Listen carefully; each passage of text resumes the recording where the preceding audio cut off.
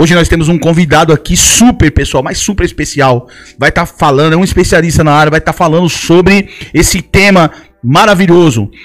Por que os evangélicos não cultuam Maria? Eu quero dar boas-vindas.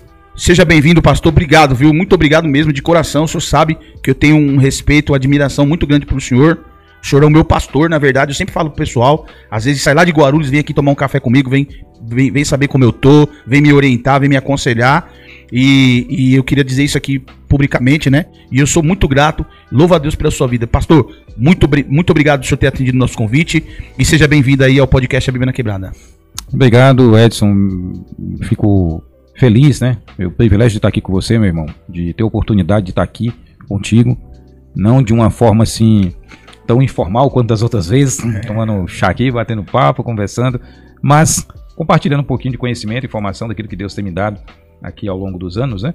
Para que Deus possa nos abençoar aí, nos usar para auxiliar a igreja dele de alguma forma, fazer com que os crentes saiam um pouquinho da caixinha, né? Às vezes o pessoal está muito fechado dentro das suas convicções, dentro dos seus grupos religiosos e julga a religião do outro sem conhecer nada, né? E eu digo sempre, não é por conhecimento, é por palpite, né? A gente tem que tomar cuidado com isso. E nós vamos discutir um pouquinho esse tema que foi proposto aí para abençoar a igreja de Deus.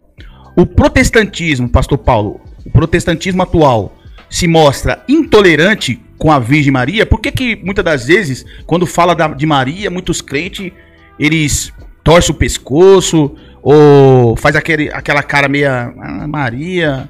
É por conta dessa diferença entre católicos e protestantes?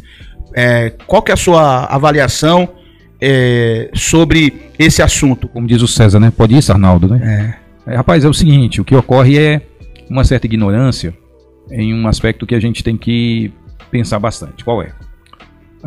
Não é porque as pessoas elas atribuem a Maria algo que a Bíblia não atribui e não é porque um determinado grupo de pessoas, né, acabou desenvolvendo uma teologia, uma visão acerca de Maria, que nós devemos culpar Maria por isso, né? Então o que nós percebemos é como se os evangélicos culpassem Maria. Eu já vi evangélico xingar Maria. Olha isso. Eu já vi evangélico dizer, então, né, brincar com Maria, né? E nós devemos entender, irmãos, que assim, você e eu não prestamos culto a Maria, nenhum tipo de culto, né? O catecismo da Igreja Católica diz que existem níveis de veneração. E o culto mariano é um tipo de veneração. Mas nós não prestamos nenhum tipo de culto, mas devemos entender que o que ocorreu foi fruto de uma distorção gradativa, né, dentro da história da igreja, e que Maria não tem nada a ver com isso. Quando o culto mariano é estabelecido, Maria já tinha morrido há séculos. Diante do período de grande perseguição da igreja, sobre o Império Romano, ou dentro do Império Romano, e assim fazendo algumas correções, viu, Enedino? Essa perseguição não é ininterrupta, como muita gente pensa. E também eles não são perseguidos por serem cristãos, tá? Perseguição por ser cristão só ocorre lá a partir de 303 com Diocleciano. Antes disso, eles são perseguidos por um fato. Sempre alguma questão deles esbarra dentro do império com alguma outra questão. Um tempo de crise dentro do Império Romano. Então temos que sacrificar os deuses. Aí o que o cristão faz? Eu não vou sacrificar os deuses. Então ele tem um problema.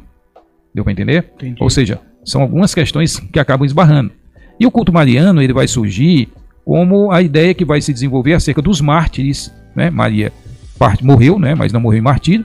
Mas os mártires eles se tornam santos, né? Eles se tornam um modelo de fé numa época de muita instabilidade dentro do império com relação à segurança da vida dos cristãos.